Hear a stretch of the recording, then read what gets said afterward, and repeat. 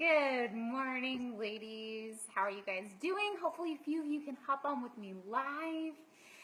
We're here on this Thursday morning and going to talk about 4 things that maybe you are doing or have done.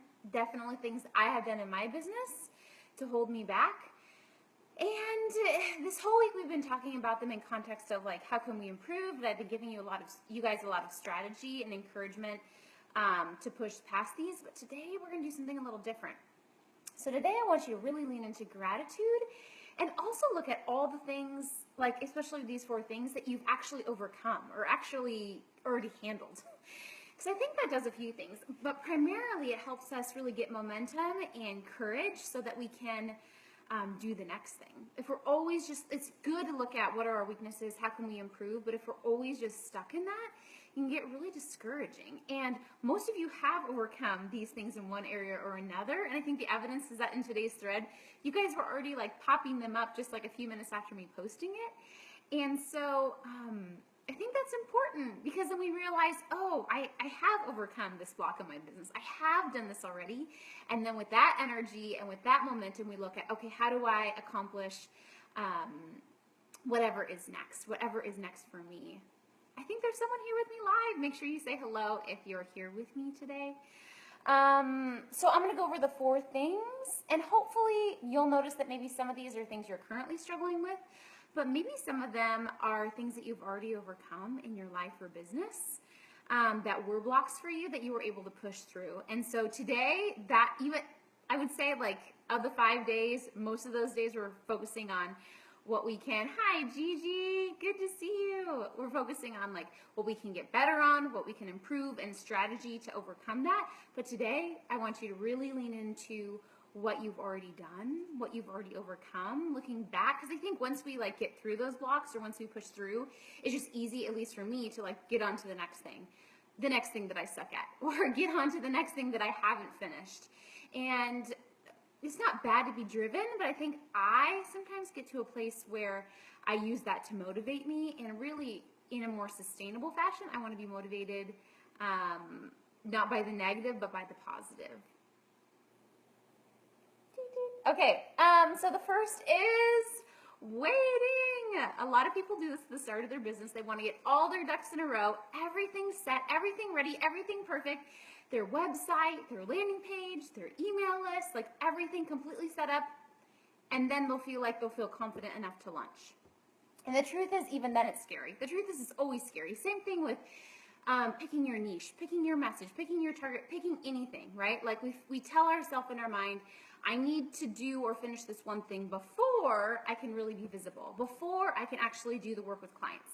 And it's kind of a catch-22 because in my opinion, it's actually like, when I see my clients actually landing paid clients and doing that work with the clients, that's what gives them the most clarity.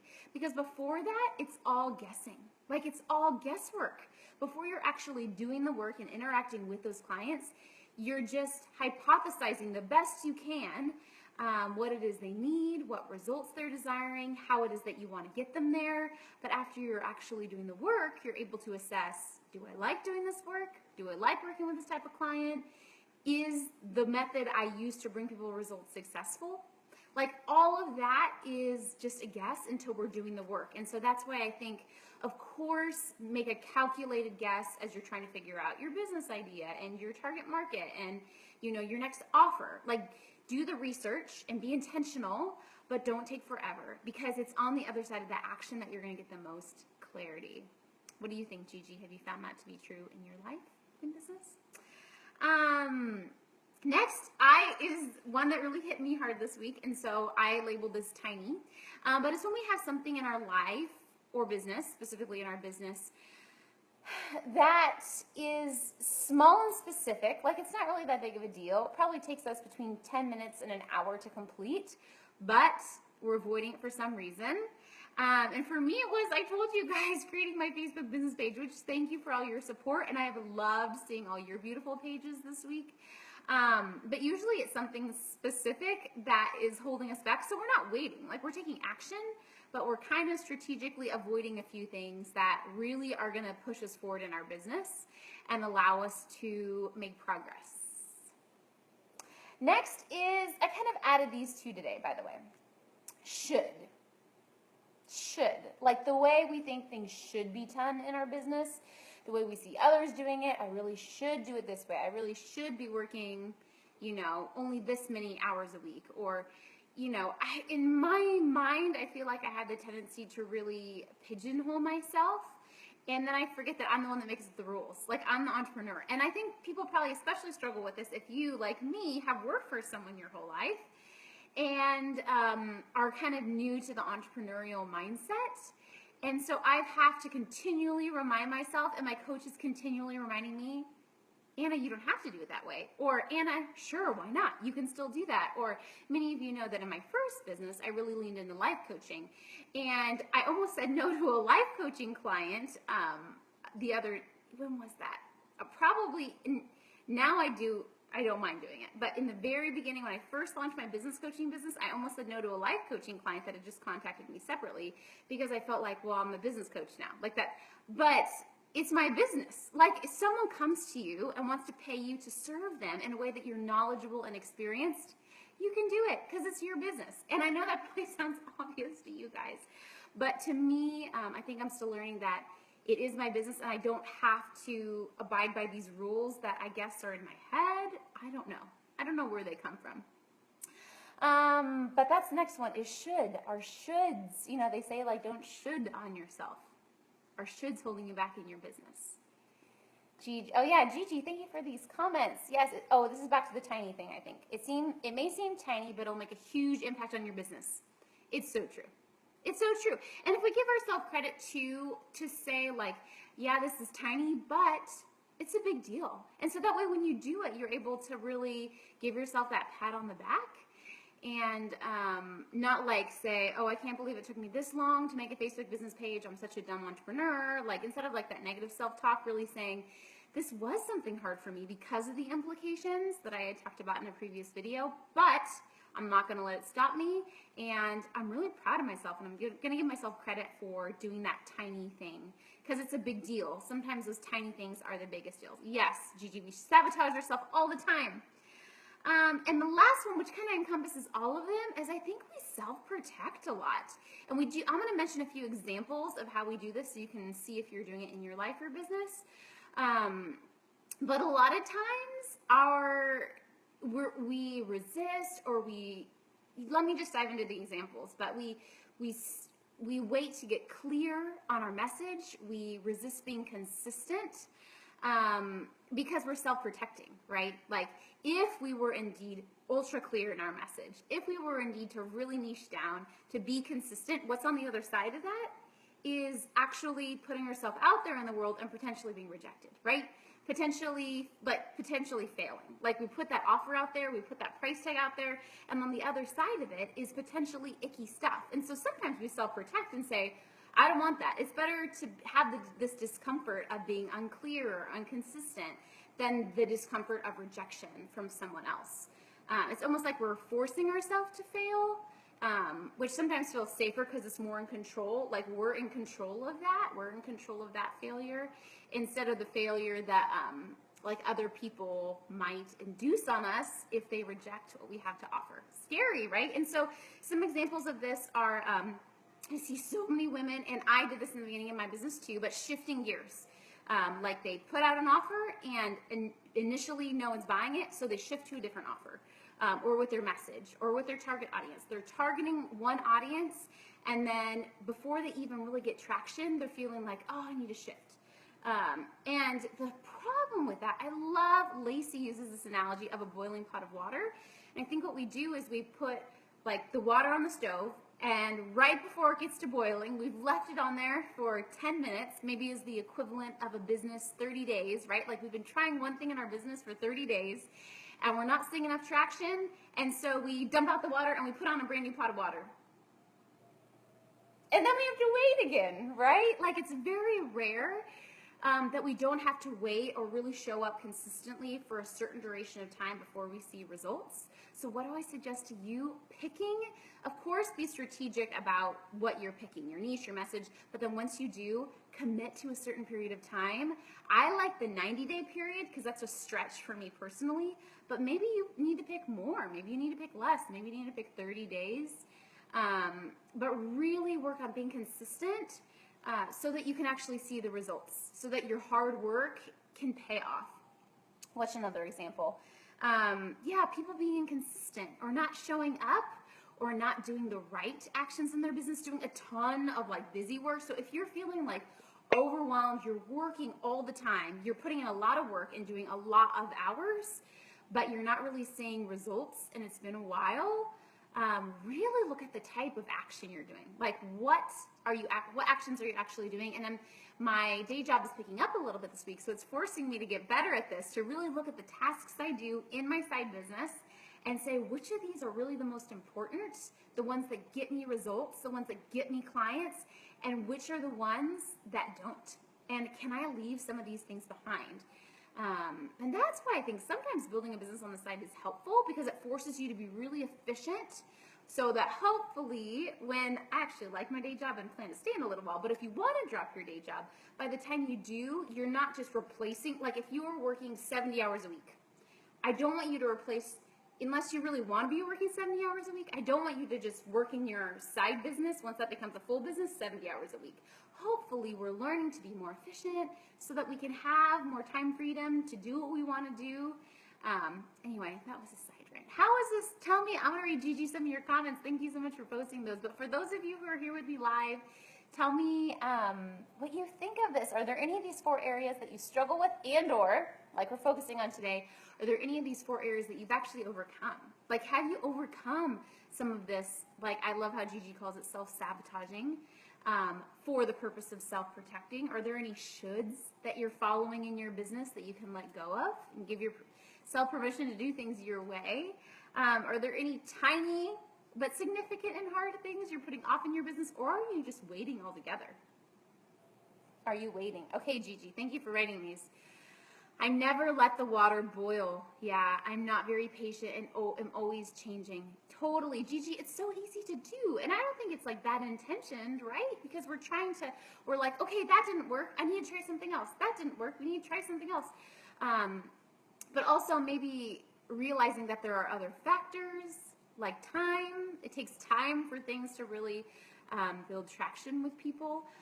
For me, the reason setting a deadline was so helpful is because I think in the beginning of my business, when I was making a lot of those decisions around target audience and niche, a lot of my energy, like my physical, emotional, and mental energy, went towards, even after I made a decision, I would say to myself, like, was that the right decision? Was that the right offer? Like, it takes energy to second guess ourselves and to potentially shift. So if you commit, if you're like, I'm going to do this one thing for 60 days, and then at that 60 days, I can look back and decide, how did that go? Do I need to shift things?